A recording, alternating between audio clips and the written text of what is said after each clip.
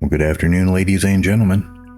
I had a video idea about cleaning Alcantara wheels, but YouTube is flooded with a bunch of them, so I'll use it as a backdrop to talk some junk about the funk I found myself in as of late. I saw a headline for an article about the Olympics asking the question, do you have the Olympic mindset? I didn't read it, but I assume it goes on about dedication and drive and whatever adjective describes motivation.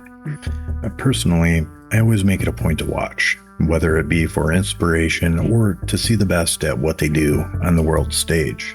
To me, it's great, and I usually do get inspired, but this time around, not so much. To me, competing at that level isn't dedication, drive, or whatever adjective describes motivation. Those are a side effect or the result of a trigger, and that trigger is obsession. I think that is why I like it so much and consider it the largest collection of obsessive minds in one place at any given time. Watching that level of mental and physical ability has always been fascinating. A quick tangent.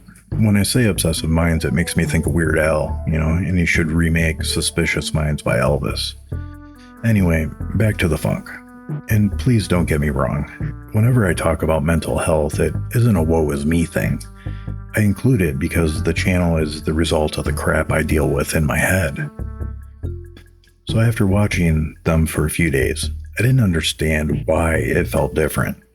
My motivation went away, I felt down, and I could feel depression creeping in again that I'm stuck and I can't do anything. When it comes to emotion, we can't control how we feel, but we can control how we react. When it happens, I found taking a break to work on something else can shift my mindset and help me process or figure out what's going on. In this case, you guessed it, cleaning my wheel because it was nasty. And I cleaned the house too, which made the wife happy. There is something about a remedial task that lets my mind relax. It breaks the OCD loop I often get stuck in and kind of allows me to look through the overwhelm with a little clarity.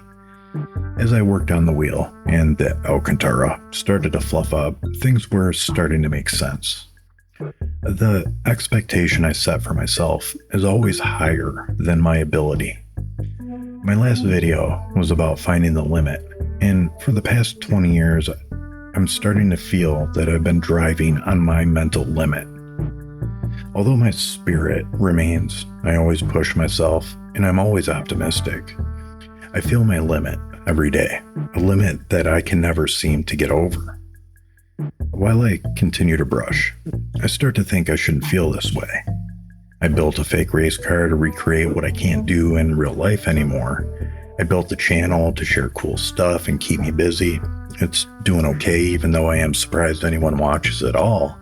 And mentally, I'm doing better than I have been in a long time, but we can't control how we feel.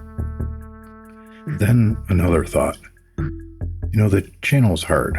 Sharing on the level I do is a challenge to push me out of my comfort zone when panic and anxiety make me not want to speak at all.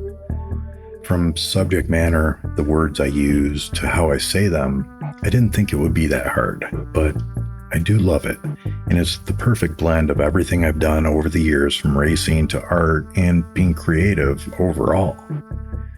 I keep working on the Field of View project because it helps people, but I even have problems with that. I knew going in it would be polarizing, like talking politics.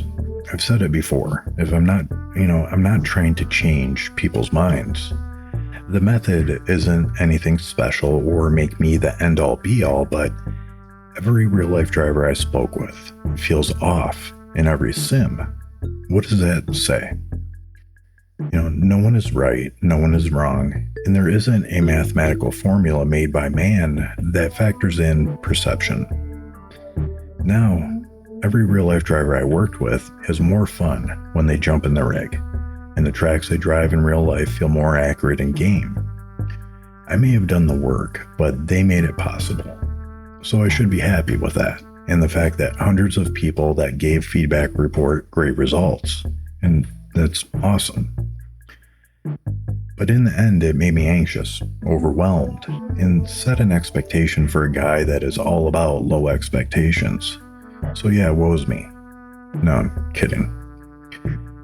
That is all that matters and what the channel is about. Sharing what worked for me and hope it may help or inspire someone else. It may go against the grain of our landscape of how-tos and reviews. I use Late Apex for confidence. I don't talk to a camera.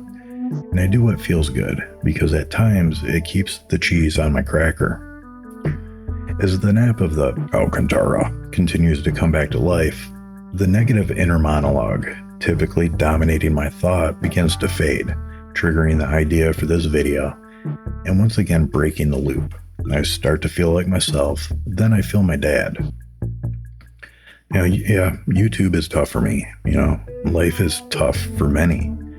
We fall down, and like he taught me, we stand up and shake it off. I shook off the past 20 years by building my rig, the channel, and recreating the sense of speed I built my identity around for so long. Now with a little clarity, I'm not sure what I'll do. I may embrace Late Apex for a while because I hate saying me or I when most days I don't feel like a person.